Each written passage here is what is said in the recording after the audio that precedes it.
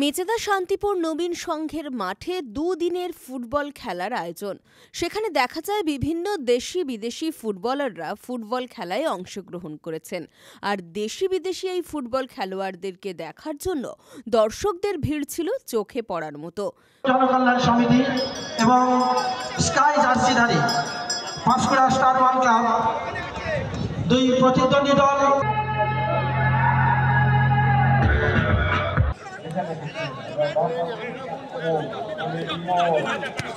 গতি বাড়িয়ে ভালো পাস ছিল, কিন্তু রক্ষক ভাবে আব্দুল চলে গেছে। আব্দুলের পা হয়ে নাম্বার 9 সেই খেলে খেলোয়াড়